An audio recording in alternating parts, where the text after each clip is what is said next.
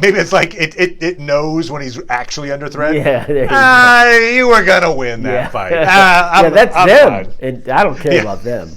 Yeah. You're just fine. No, you're good. You're fine. You're fine. Oh, you broke your arm? I'm here for death, really. It's the one thing.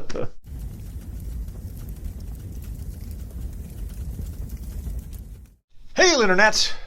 It's Paul. It's Matt. The Dork Lords. We are here talking about Lovecraft Country, Season 1, Episode 9, Rewind 1921. So we begin this episode with the team trying to save Dee. If you remember from last time, she had finally succumbed to these demonic entities. They had attacked her. She's in trouble. She's being consumed by this curse. Christina steps in and basically agrees to temporarily restart the curse if Atticus promises to willingly participate in this ceremony on the equinox to give her more immortality that will almost certainly result in his death. Yes. So it's like, all right, fine. So they've got Dee back for a little while, but Atticus has promised in return, I'll go to my death. Now, one thing that just occurred to me as you were talking about it is they can't do a transfusion? I know. It occurred to me in the moment. Yeah, well, she's like, because we'll talk. What the heck? Let's talk about it now. So Christina, in talking to Ruby about what needs to happen, she says, "I need all of his blood," or something like that. I'm like, well, okay, well that's certainly possible without killing a guy. Yeah, you run it through. Even if you needed it like out of him, right? Right. Like you can't have it in like bags on ice. What you could do is bleed it all out of him and then put the bags on ice back into him. So like he wouldn't have fresh blood, but it wouldn't kill him. Yep. No, yeah, there are ways to do that. You're right. The way she worded it was like, well, all right, now there's an out. Yeah. But the show seems to be implying that everybody assumes he has to die for it. But yeah, presumably though, maybe he does though. Maybe it's part of the spell. Like, oh, this blood isn't any good. He's still alive. Yeah, that doesn't work. It was on ice. That's. So that's where we start. We'll talk more about that in a second. But we also then end with our team. When I say team, Letty, Montrose, and Atticus returning from 1921 Tulsa through the portal. The effort to hold open the portal has turned Hippolyta's hair blue. But they're back through, and Letty has the book of names. And that's kind of where we end this episode. But yeah, going back to the beginning, that's where they're trying to bring Christina into the fold. And so Atticus says, like, well, you know what? I could give her the pages. And that's where Letty has to be like, yeah, I already did that. That's not a thing. I like the fact that, Montrose, he has anger issues, and I'm usually like, come on, Montrose. But in that situation, I was like, yeah, you're right, Montrose. Where he's like, she says, yeah, I gave him the page. I was gonna give her the pages to make you invulnerable, but instead she gave it to me. He's like, well, screw you. Yeah. Kill off Atticus so you can be safe. Now she's pregnant, but it was just interesting that, like, yeah, you're right. The way that went down was maybe not, it doesn't sound great coming out of your mouth to say like, yeah, I just gave away our one bit of leverage we had so I could become invulnerable. Anyway, what's going on? They make this deal with Christina, and that immediately leads into this moment with Ruby. You and I have talked about this here before we started recording. The Ruby-Christina relationship is interesting. What are your thoughts on the Ruby-Christina relationship, sir? Well, they haven't gone as far as to have them be sexually involved as their, actual forms, right? Her as a black woman and Christina as a white woman. They've only been sexually intimate when... that is a good point, when they're putting on masks of some kind. Right, with Christina as William and... either with Ruby or Ruby as the white woman. Yeah.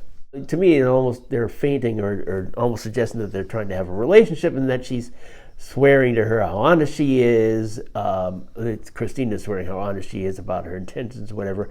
And I don't feel as if we caught her in a lie. It's like she's not completely telling her everything, and Ruby keeps saying how she wants to hear everything, and so ultimately she ends up telling her stuff. But they do seem to be suggesting that, and the way that Ruby will often talk about the ways that Christina can teach her magic, and that's an incentive for her to being in the relationship, and how helpful that would be. Makes you wonder what they're trying to say. I mean, I'd be surprised if she doesn't betray her by the end, but if Ruby doesn't betray Christina. Yeah. I mean, they might even set you up for it by having Christina betray Ruby at some point, but I definitely think, I'm pretty certain that Ruby's seeming acceptance of the death of Tick is really actually just trying to, bide her time stay until in Christina's good graces, basically. Yeah, until she can, cross her at the right time. I see that notion. It would maybe make the most narrative sense, because right now Ruby's kind of a bad person. I mean, she's staying with Christina. She asks Christina. Christina says, "Yeah, I'm going to need all of Atticus's blood and everything that implies." Ruby's response is, "Well, just don't hurt my sister," which, by the way, probably killing the man she loves, who is also the father of her kid, probably is hurtful. I mean, emotionally hurtful. But you can get over stuff like that. So be it. You get over it. And she certainly hasn't been telling. She hasn't said a lot of great things about Tick, actually. True.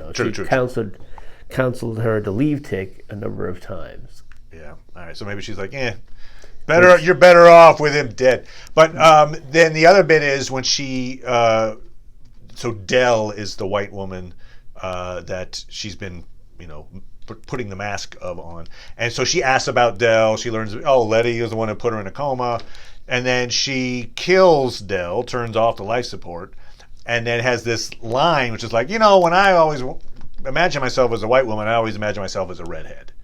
Okay, and so that line can be taken a couple of ways. Now, if we're going with she's stealth, pretending to be Team Christina, only to reverse and support the good guys at the end, she did like a mercy killing in that moment, where she was just like, you know what, I'm not just going to keep Dell alive so I can be a mask. Yeah. But the other way to read it, obviously, is she's like, go kill someone else for me. Yeah, which does seem to fit more into what we know about Ruby. Yeah. She's more the person who, she has a moral compass that's stronger than that. Right. She has not seemed to be morally, reprehensible or amoral throughout the show. Yeah. So it feels, I get it. She's got this lure of magic, and that's what they're kind of insinuating, is maybe this pull of magic is corrupting her in some way. But I don't think so. I feel like, I think most likely she's going to make the turn.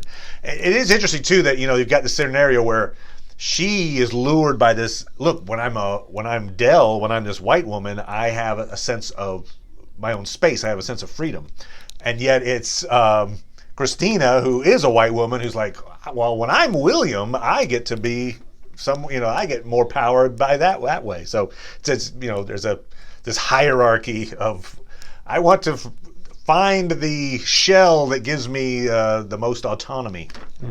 We're on the theory crafting that Ruby is going to choose to betray Christina in the next episode, probably. Yeah. So one of the scenes that was a little odd to me was where we find out the purpose of the amulet that was placed in Lancaster's office. Lancaster is the bad cop. Right. At the end of last episode, he was torn apart by the Shoggoth protector for Atticus. Right. And so he's trying to put himself back together, or actually his followers are like, the spells aren't working. They've been like kidnapping black people off the street to use as parts for this guy to come back, which was, I remember I mentioned a few episodes back how he had, like, when he took his shirt off, he looked odd, like he wasn't all one piece. And that's why he's a Frankenstein's monster of body parts. Anyway, so he can't regenerate. Enter Christina as William, and laughs gloat over him as the strong implication is he died in that moment. She like watches him die. Yeah, it seems like it. So what was odd to me was like his But followers she didn't also do a there. dance? No. She didn't do a dance. Right. Yeah, right. To like Cruel Summer, it would have been great. But That really would be a cruel summer. So his followers are right there. Like they were trying to resurrect him and regenerate him, and they're being thwarted by what they know is an amulet that's being held by Christina, and yet she like totally ignores them. Yeah. And the camera ignores them too. You don't see their reaction to her laughing at him die, which, I mean, they're there. They're people. There. I mean, I suppose the kind interpretation is they were like, well, we know she's got a spell of invulnerability on her. We can't do anything anyway. But even still, what's their reaction to what's going on? Yep. Right. She just assumes that they're fine with it, and I guess they are. But it was just kind of weird. Like, William was the guy who was kicked out of this group, killed, basically, shot at, mortally wounded as to get him out of the group. So they don't have any loyalty to William. No. So it's just weird that they're just like, wait, what? What happened to those guys? Anyway, it's a somewhat small point, but it felt weird in the moment. Which leads us to another potentially small point that I'm way too obsessed about. Okay. Paul. Yes? If you remember a few episodes back, the one where Hippolyta goes off and lives all these different lives. Yes. She does so by going to an observatory in Kansas. In fact, in that recap, I talked about how, it's really close to this other place in Kansas where the guy lived who named Pluto and some other celestial bodies. And I thought maybe there was a connection there or something. Just to make sure I wasn't crazy, I went back and watched that episode, and I found where she's got the map of Kansas, and she's got circled where she's going on the map. So she's going to an observatory in Mayfield, Kansas. Maybe she circled it because they have good barbecue at that location, and so that's true. She was gonna stow there and then go over to then take a hard left and head off to Kentucky. Yeah, that's right. Because the observatory in this episode is in Kentucky. Big letters. Kentucky. Okay. So that's basically, there's one of two explanations for this. One is it's a show error, which is a huge error. I mean, I almost can't believe it because it's one thing to have the coffee cup in the Game of Thrones. That was bad enough. But that was like, okay, it's just whatever. They were in the middle of filming. They thought it was. This is like, slap the big graphic up because we want to show where they're going, which is this place that's like the big MacGuffin for the second half of this season. Oh, whoops, it's in a different state. That's a huge error if it is an error. So while that's possible, I almost feel like it's more likely, which I almost hate to say this, that they're in another reality. Okay. I mean, if that's the case, I think it'll be interesting why somebody didn't put a bigger button on it then. Yep. At least one person anyway has been in the past immune to changes around them. So Tick, second episode, was the only one that remembered that there was a big, they were attacked. Oh, sure. And Letty and George did not remember that. So because of his abilities or his connection to the family or whatever, he retained that information. That could, that's a way that you can have it. And I thought that was well handled, actually. But they haven't given us a character like that at this time. You start thinking, let's assume for a second. We'll make the assumption this is an alternate Earth. Okay. As Hippolyta mentioned in this episode, she's like, oh, I was on Earth 504 or whatever. She put some number on it. Sure. That's where she spent her lifetimes. So this is perhaps a different version of Earth where the observatory's in Kentucky. You start thinking, they went to Kansas to go through the portal, then Atticus came out of the portal and theoretically went back to Chicago and everything happened. Now, if he came out of that portal and he was in Kentucky instead of Kansas, you think he would have realized that if he remembered? Now, maybe he doesn't remember. Maybe it's like, in my world, I was always going to Kentucky, but Anyway, it's very confusing. Yeah. Well, And I don't understand. And what I really hope does not happen is all hell breaks loose. Atticus dies. Blah blah blah blah. And then at the end of the season, they're like, come back to our version of Earth. And they're like, well, hey, let's not let that happen. Let's do it the right way, right, team? And you're like, please don't do that. Please don't have this alternate version be the bad version, and then they just do it the right way in some other alternate Earth. Right, well, okay, we have to send this video to them. Please don't do that. Please don't do that. Please stop it. Stop it. But if you out there in comment land have an idea, the Kansas-Kentucky controversy, is it just that they're the same place? Yes, please weigh in, especially those of you who were tortured by this as Matt.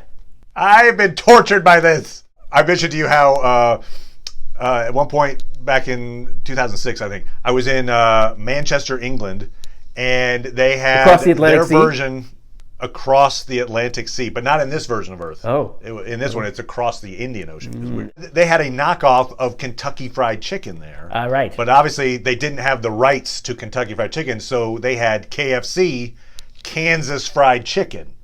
And so I assume that the same people who, if they had an error here, were the same people that made Kansas Fried Chicken. Like, it doesn't matter.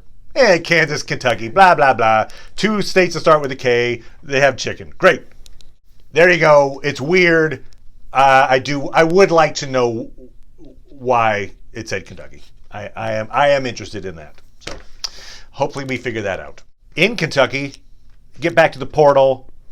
Hippolyta sends them back to 1921 Tulsa. Thankfully, she's a motherboard, so that makes that was a pun. I'm a mother and a computer at the same time. All right, I got it. My question here, Paul, is why send them back to that day? Sure. Now, I think the reasoning is, hey, in that massacre, building burned down with the book in it. Sure. And so that's the last time we know where the book is. Sure. Which, by the way, a lot of buildings tend to burn down with that book. Don't keep the book in your house. But okay, great. Well, what that also means is there's no reason you couldn't go earlier than the day that the place burned down. Like how about a week earlier? 2 weeks, something like that. You have all the time in the world then, instead of you've got a couple of hours. There's going to be a mob. They're trying to kill you and everyone you know, and they're going to burn down the house. Let's just try to get the book. We got a few hours, and we'll like, no, why are you? At literally the worst time you could send them there. They could even go after the events and pick through the wreckage easier than they could attempt to get the book during the massacre. It seems like literally the worst idea you could have, but I know that's just me. They obviously wanted to show it. I think I could have accepted it if they'd offered some reason, like because it was a problem for them to narrow down the time and the place, and so they depended upon. Give me the picture. Montrose, right? But the picture wasn't from the day of the riots. No, it wasn't. But maybe they needed emotionally consequential time that he could cue into, and they didn't give that explanation. I would have accepted that explanation. I got you. No, right. I would have accepted almost any explanation, but they didn't really give They're like, how would you accept no explanation? I will accept that, I guess. They arrive there. It's in the afternoon of the day of this terrible, terrible day that the massacre starts. Yes. They are given one line from Hippolyta, which is like, "Hey, don't change anything." Yes. That's kind of they get the one thing, but it does feel. It feels like an 80s version of time travel with the idea like, we can't talk to ourselves or we'll disappear or whatever. Like I was like, right. I mean, I personally will admit to being spoiled by Avengers Endgame. And although you could argue too that that Lost had a similar view of time travel, in that they couldn't change it. Although they were looking at it in terms of larger events, Well, I mean, Game of Thrones similarly had the idea of like the ink is dry. Right. Like if you go back, anything you're actually changing in the past was kind of meant to happen. Right. And then, you like could certainly Hodor. look at the arrival of Tick. It's not like they didn't know about that person. And it almost seemed like it was going to happen as they were viewing it. And so then Tick jumps in and he becomes the one. He knows what to say. By the way, I get massive credit for that. Do you? I get it. No, I don't. But I did predict it. But it was maybe the most predictable thing you could have was that Atticus is going to be the guy with a baseball bat. Well, it was pretty. So clear. he was. Yeah. You could tick that one off. Yes. Anyway, tick off tick. So he saves his dad and his uncle. It's weird. Either one of them could be the dad or the uncle, as we find out. We're still not sure that George was his dad, actually. Right. But there's the implication that he could have been. Right. So, what do you think on that? Why do you think they're hiding the ball on could have versus is? Well, I mean, what do you mean? Are you expecting some sort of DNA test to happen in the last episode? I mean, maybe. What do you mean? I don't know. In the 50s, did they have that? I feel like there's maybe it'll come about. There'll be some moment. So I always assumed George was his dad. Sure. But now I'm like, well, maybe the fact that they're like giving this thing of like, well, maybe it was George. See, it makes more sense. George, more even temperament, and he loved literature, and maybe it seems like George should be your dad, whereas Montrose has got this huge temperament, and beat you, and boy, wouldn't it be better if you weren't his dad? But it might be interesting if it's just like, no, actually, he was your dad. Not, you could. If Montrose or no? If Montrose actually ended up like being his dad after all. Yeah, it might be. Anyway, I mean, they definitely seem to be setting us up for a sacrifice of his. I mean, yeah. He survives this episode. But I still don't think he's setting up for the dead by the end of the season. Because he swore that he would. Yep. He more or less die. Lay down his life to protect the family. Right. Exactly. Yeah. So, I guess they made a lot out of. Tick deciding, or at least proclaiming to him, because of his drinking in a situation where it was crucial, that he was tired of him. They're done. They would be done after that. And then, we'll be done and then Tick sees the abuse that, contributed to him being such a poor father, and heard, forgive the abusive actions of his father. Oh yeah. And I deserved it. Justify the abuse, which it's like, because he put a corsage in his hair, basically. Is what it came down to. Yeah. I felt like those scenes could have played out better. The point when Tick's mother tries to protect Montrose, and then chides George for not protecting him, and then all that. I thought it could have been better. While the dialogue is a little clunky, the imagery of Montrose being basically beaten for being gay, and then because of that humiliation and the pain he feels, finding his gay friend and swearing him off, only to have that friend then get shot in the head almost immediately. Yeah. Like that's this terrible emotional scar, which is why he's drinking, because he's like, I don't want to deal with this again. Please don't put me back in this day, which is the worst day of my life, please. And so that is a heart-rending a series of events for Montrose. It's like, yeah, very traumatic. No, but interesting, with the idea of like, don't change anything. I mean, they change a lot of stuff. Do they? I mean, in small ways, but Letty gets chased by a mob, so her family is forced to shoot at that mob. Right. And then she talks to several members of her family. Every word she's saying, theoretically, is not a word that was ever spoken before. Right, but unless she was meant to be there. Yeah, right. I mean, we don't know, and they're all going to die. So if you look at it from the standpoint of what's changed as a result of them being back there, then perhaps very little has changed.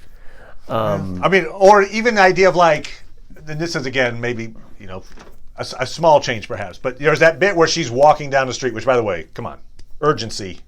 That portal can only stay open so long. Yes. But she's walking down the street because she's invulnerable, and there's explosions going off all around her. Yes. Like, whoa, there's that person walking. Shoot that person. Like, maybe, the mobsters start shooting at her instead of shooting at other people, which then would maybe keep other people alive, which then changes the future. I don't know. I mean, like, there are things like that. There are a lot of little ways that them being there in public, taking someone's clothes. I don't know. Who knows what little things for are. For a more naive understanding of actions and consequences. The massacre still occurred and the family still died, and right. The big things happened. The friend's head still got shot. They were still attacked and saved by somebody. So the big thing still happened. So if you were really thinking about, did those actions occur? And maybe that's what they're saying. That's how it happened. Right. The ink is dry theory, basically, which is like, Letty was supposed to get taken in. Yep. I don't think they need an explanation for this because I think the explanation is it's just too damn difficult. But theoretically, if there are these, she being Hippolyta mentions like, there's millions of versions of Earth. Well, that means that the book is in millions of versions of Earth. You could go to some version that didn't involve the massacre and then take the book that way. But I get it. You had to figure out what version you're going to and blah, blah, blah. Yeah. Is the book different? So the book is retrieved. I liked the use of the poem, the Catch the Fire, and then the song version of that. The one thing that was a little on the nose about it was that they're saying "catch the fire" while the great grandmother is catching fire. Okay, all right. Yes, she's literally on fire, but the poem itself is very evocative, and I think fits the tone of the moment. But the idea of future generations being impacted by the past, and like it fits the theme, but maybe not play it while someone is catching fire. But that's the artist's intent. I'd like you to hear this poem. I'm going to need a couple people from the audience though, and some kerosene. That's right. Trust me, it makes the poem much, much better. Yes.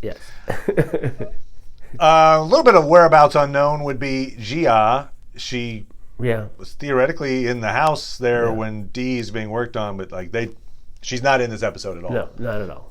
I don't think she went back to Korea. I don't think so either. I mean, I can't. I feel like there's still more of her story yet to play out. Right. Right. So they're just like, you go take a nap. Yeah. And then the other thing that was kind of dropped for this episode, maybe there's good reason for it, but was this protective Shoggoth, right? Oh, right. I mean, theoretically, it was still there. He was patting it on the head at the end of last episode. I assume it went away, but that probably means it would come back when he's threatened, which you would think in the middle of a giant massacre where he's like hitting people with baseball bats and he's being attacked, maybe a Shoggoth might go, "Hurrah!" Start just killing a bunch of people in Tulsa. The time would cause it to, who knows? I'm just saying, good question, but like Letty's Letty's protective spell should have traveled with him back in time, and so correct. If he was under threat, maybe it's like it knows when he's actually under threat. Yeah, there you were gonna win that fight. That's I'm them, fine. and I don't care about them. Yeah, you're just fine. No, you're good. You're fine. You're fine. Oh, you broke your arm? I'm here for death. Really, is the one thing. Do a quote each time, so I'm going to do a quote here. The quote I'm going to choose is because they finally have the Book of Names. I thought the Book of Names is, I believe, a reference to the Necronomicon in a way. I think they actually mentioned the Necronomicon in the show, and this is not that, but it's a kind of an homage to H.P. Lovecraft's Necronomicon. So he mentions it in a lot of his stories, but here's one particular mention of it in a story called The Festival. And what's kind of cool about this is this is a good little taste of H.P. Lovecraft in that one of the things he likes to do is throw in actual historical things and then throw in pretend historical things, and it adds credibility to the pretend part. Sure. So here he's going to name a bunch of books, some of which I actually looked them up to make sure, some of that which are actual books. Yeah. And the Necronomicon is not. But okay, all right. Pointing to a chair, table, and pile of books, the old man now left the room. And when I sat down to read, I saw that the books were hoary and moldy, and that they included old Morrister's wild marvels of science, the terrible Seducismus Triumphatus of Joseph Glanville, published in 1681, the shocking Demonolatreia of Remigius, printed in 1595 at Lyon, and worst of all, the unmentionable Necronomicon in Olaus Vermius's forbidden Latin translation, a book which I had never seen, but of which I had heard monstrous things whispered. So there you go. All right. Ta-da! Ta-da! The Necronomicon, monstrous things. Don't read the Latin version. That's where they'll get you every time. There's one episode left. Yes. Obviously, we're headed for Atticus being in Ardum to sacrifice himself willingly for Christina's spell. By the way, Christina's endgame seems weird. Like I want to get this spell so I can just have a series of firsts. Yes. Okay. Yeah. And to what? I mean, that's a supervillain, right? I mean, that's not what a person who's like, I want to use it to solve world poverty and no, I just want to basically, kick axe. Yeah. Can I do that? All right. Do I have to kill you to do it? Fine. Yeah. But I think that's where we're heading to. There'll be it looks like, as we saw in Gia's vision, Atticus is going to try to get baptized, probably as a protective spell against, Christina's stuff, I guess. I don't know. And I think in some way, maybe we do see this version of he dies but doesn't die. Oh, he got drained of blood, but he got a transfusion at the last second, and now he's fine. I think that's the way it'll happen. Gia's vision will come true, but Atticus will also still be alive, I think is the way it's going to come down. And I think Montrose is history next episode. Any thoughts from you, sir, about the final episode of the season? My thinking matches that. I mean, I'm not sure if Ruby is able to survive. She probably will. And it seems like they've... I think Gia's dead. Okay. Yeah, I could see that too. You're right. As far as practically dead now, and and certainly there's no world in which Gia and Tick could be together. They clearly established. It would be very weird if somehow Letty died in childbirth. All right, Gia, let's raise this child together. Somebody's like, whoa, that's a weird ending. But didn't see that one coming. So I don't see that either. I think Letty and Atticus are an item. I think they are going to be together if there is a season 2, they would be our heroes in season 2. Yeah, so, if there's a season 2. The more I think about it, I feel like they might decide this is it. Yeah, all right. Well, we'll check on that. Yeah. It may not be determined yet. They may still be wondering. That's true. Yeah, if they feel it's been successful enough. So we will be back. We're going to be talking about Star Trek Discovery. Yes, we will. And in the not too distant future, The Mandalorian returns for season 2. So we'll be talking about that. So come on back. Thank you so much, as always, Paul. Appreciate it, sir. You're welcome. And I'll talk to everybody next time. Right. Bye.